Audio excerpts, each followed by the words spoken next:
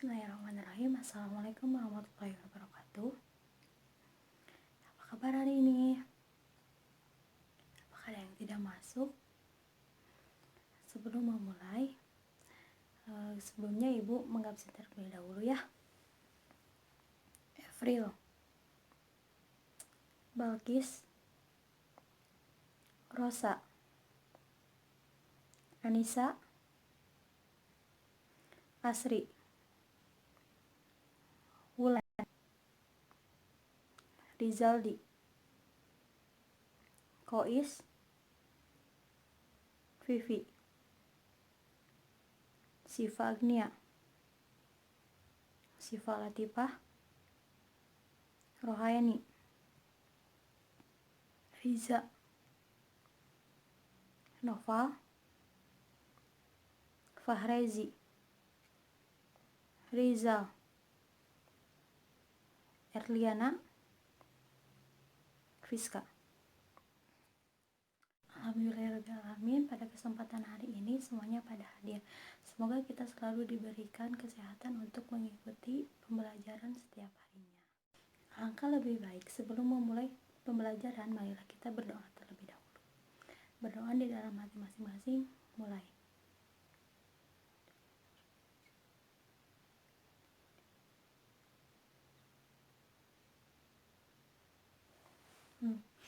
Berdoa. Minggu lalu kita telah membahas tentang kemajuan peradaban Islam di dunia. Pada kesempatan kali ini kita akan memasuki materi kemunduran peradaban Islam di dunia.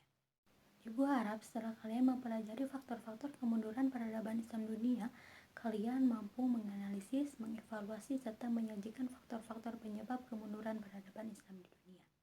Minggu lalu Ibu telah menugaskan kepada kalian untuk membaca-baca tentang faktor-faktor kemunduran peradaban Islam di dunia.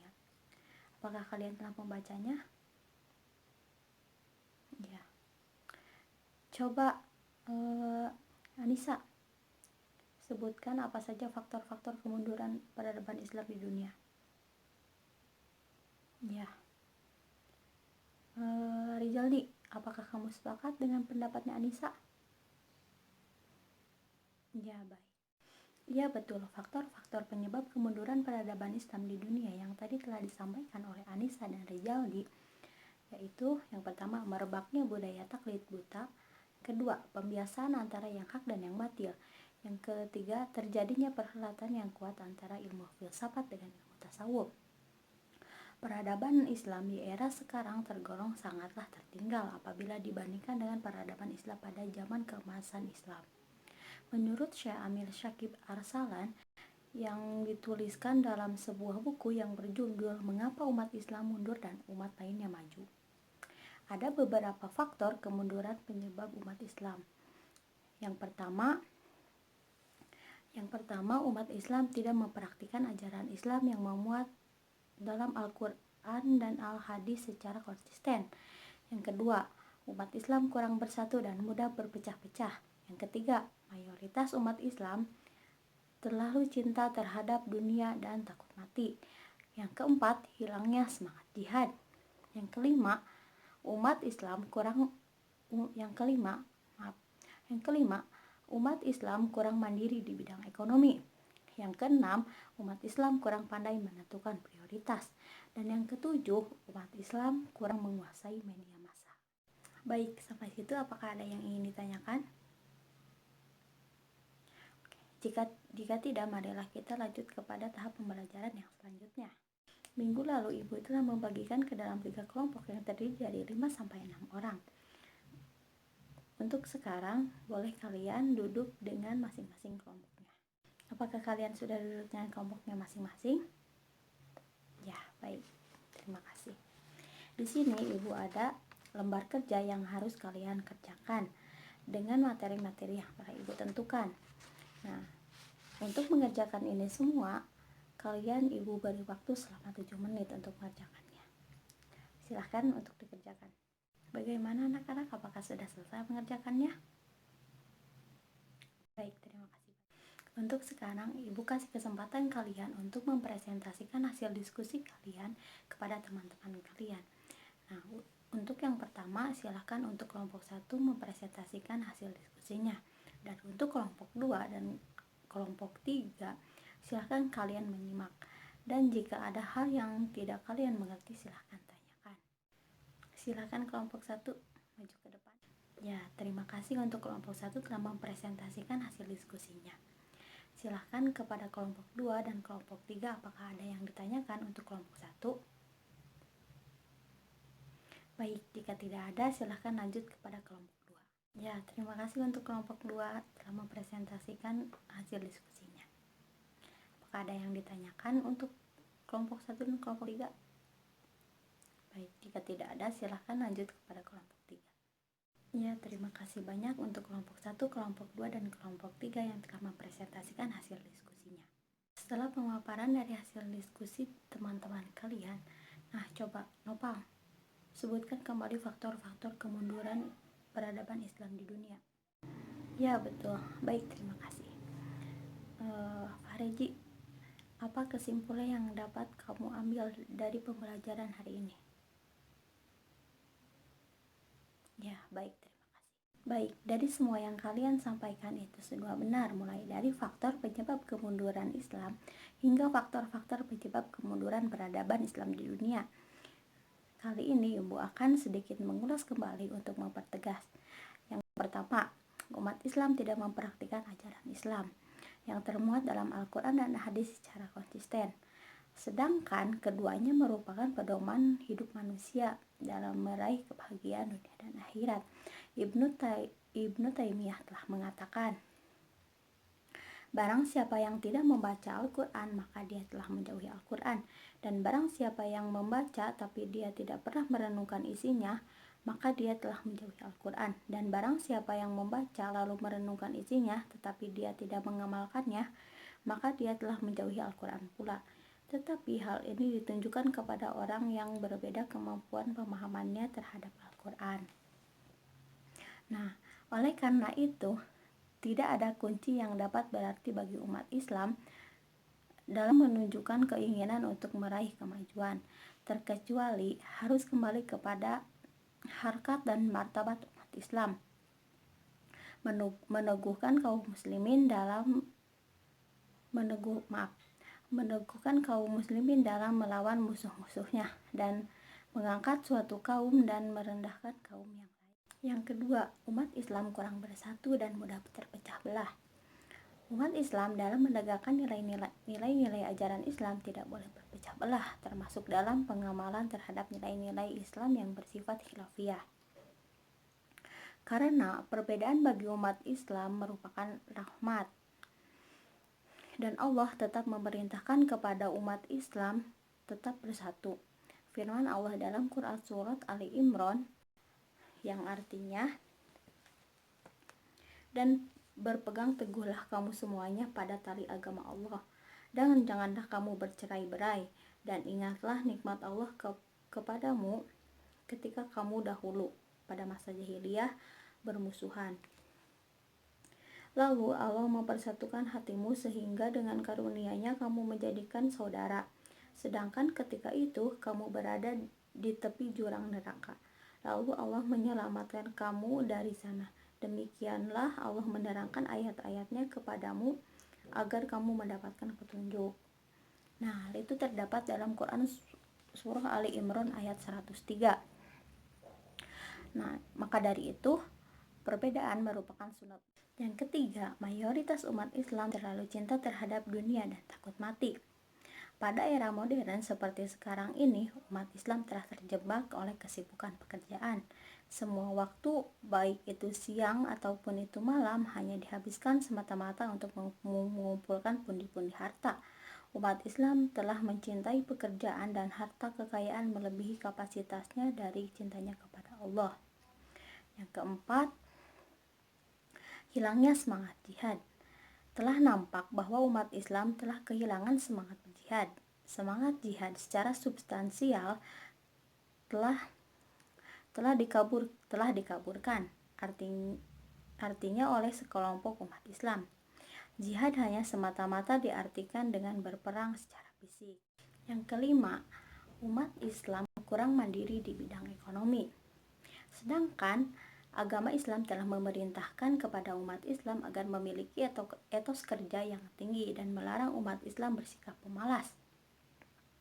Dua prinsip Islam terhadap etos kerja tinggi harus dipahami, disadari, dan diamalkan oleh setiap umat Islam.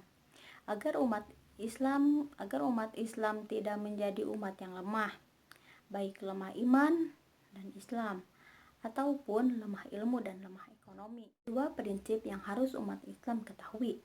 Yang pertama, umat Islam harus bersifat gayung bersambut terhadap suatu pekerjaan. Yang kedua, umat Islam harus rajin dan tekun dalam beribadah dan bekerja. Yang keenam, umat Islam kurang pandai menentukan prioritas. Secara umum, umat Islam kurang pandai dalam menentukan skala prioritas. Artinya, setiap melakukan kegiatan berjalan secara alamiah. Akibatnya, kegiatan yang dilakukan oleh umat Islam kurang dapat meraih hasil yang maksimal, kurang memiliki target yang cenderung melakukan setiap kegiatan berjalan secara rutinitas. Dan hal itu menyebabkan segala yang diraih itu kurang maksimal. Dan yang ketujuh, umat Islam kurang menguasai media massa. Secara umum, umat Islam lebih terampil untuk berceramah secara lisan dibandingkan berceramah melalui tulisan. Kebiasaan ceramah secara lisan membuat umat Islam kurang terampil untuk menulis, terlebih untuk menulis yang dibuat media massa. Selanjutnya ada faktor-faktor penyebab kemunduran peradaban Islam di dunia yang memuat ke dalam 3 poin. Yang pertama, merebaknya budaya taklid buta. Merebaknya budaya taklid buta karena umat Islam sudah tidak lagi semangat mempelajari Islam sebagaimana yang terdapat di dalam Al-Quran dan Al-Hadis. Akhirnya umat Islam terjebak ke dalam budaya taklid buta. Budaya taklid buta yakni sikap mengikuti pendapat seorang mujtahid dengan tanpa mengetahui sedikit pun dalil yang dijadikan hujah. Padahal semua mujtahid besar telah melarang kepada umat Islam agar tidak bertaklid kecuali menjadi seorang mutawbi. Kedua, pembiasaan antara hak dan yang batil. Pada era sekarang sebagai era global yang ditandai oleh kemajuan iptek, maka informasi cepat berkembang dan sangat mudah untuk diperoleh, termasuk ajaran Islam tentang hak dan yang batil. Sesuatu yang hak bersumber dari Al-Quran dan Hadis dan hasil ijtihad para ulama, sedangkan sesuatu yang batil bersumber dari hawa nafsu. Yang ketiga, terjadinya perhelatan yang kuat antara ilmu filsafat dengan ilmu tasawuf. Telah berlebihan filsafat Islam yang bercorak sufistik oleh Imam Al-Ghazali di timur, dan filsafat Islam yang bercorak rasionalisme oleh Ibnu Rushd di barat. Sehingga Al-Ghazali dengan filsafat Islamnya menuju kerohanian hingga menghilang ke dalam tasawuf mendapat sukses di timur, dan Ibnu Rushd dengan filsafat yang bertentangan dengan Al-Ghazali dengan menuju materialisme mendapat sukses di barat. Sehingga para khalifah sultan atau amir terdorong kurang memberikan perhatian hingga melalaikan ilmu pengetahuan dan kebudayaan yang sebelumnya memberikan kesempatan ilmu pengetahuan berkembang yang luar biasa sehingga mencapai puncak kejayaan. Bahkan para khalifah tidak enggan untuk memberikan penghargaan yang tinggi kepada para ahli ilmu pengetahuan. Untuk yang terakhir, adapun hikmah dan manfaat yang dapat kita ambil dari mempelajari faktor-faktor penyebab kemunduran peradaban Islam, kurang lebihnya ada 3. Yang pertama, pentingnya menegakkan pola hidup sederhana. Karena setiap gaya hidup yang mewah bahkan glamor yang dilakukan oleh seorang pemimpin hanya akan mempercepat datangnya kehancuran. 2. Menjadikan dunia sebagai fata morgana dalam kehidupan. Umat Islam harus memandang bahwa dunia adalah sebuah fata morgana yang bersifat semu, sementara, dan tidak abadi. Yang ketiga, menegakkan secara disiplin terhadap amar ma'ruf nahi mungkar. Setiap umat Islam terkena kewajiban amar ma'ruf nahi mungkar. Ini mengingatkan kepada manusia agar hidup ini dijadikan sebagai media untuk beriman dan beramal soleh yang kian hari terus meningkat. Juga agar manusia tidak berada dalam kelalaian dan kelalaian yang berkepanjangan. Baik, terima kasih anak-anak atas segala perhatiannya. Untuk pertemuan hari ini dicukupkan sekian. Untuk minggu depan, Ibu ada tugas untuk kalian. Tugas ini ada 2 tugas. Yang pertama bersifat individu dan yang kedua bersifat kelompok. Untuk tugas individu di sini, Ibu akan menugaskan kepada kalian untuk membuat mind mapping tentang faktor-faktor kemunduran peradaban Islam dunia menurut pemahaman kalian sendiri. Adapun tugas kelompoknya, di sini kalian membuat sosiodrama yang berkaitan dengan faktor-faktor penyebab kemunduran sesuai dengan tema yang bisa kalian pilih sesuai dengan kelompok masing-masing. Dengan syarat setiap kelompoknya tidak boleh ada yang sama dalam satu tema. Apakah dapat dipahami? Baik, terima kasih banyak. Baik anak-anak, sebelum kita menutup pembelajaran hari ini, silakan untuk kalian semua duduk ke tempat masing-masing seperti semula dan rapihkan kembali. Untuk pertemuan kali ini dicukupkan sekian. Terima kasih kepada kalian yang telah menyempatkan untuk hadir. Pelajaran hari ini kita ucapkan hamdalah bersama-sama. Alhamdulillahirrahmanirrahim. Cukup sekian dan terima kasih. Assalamualaikum warahmatullahi wabarakatuh.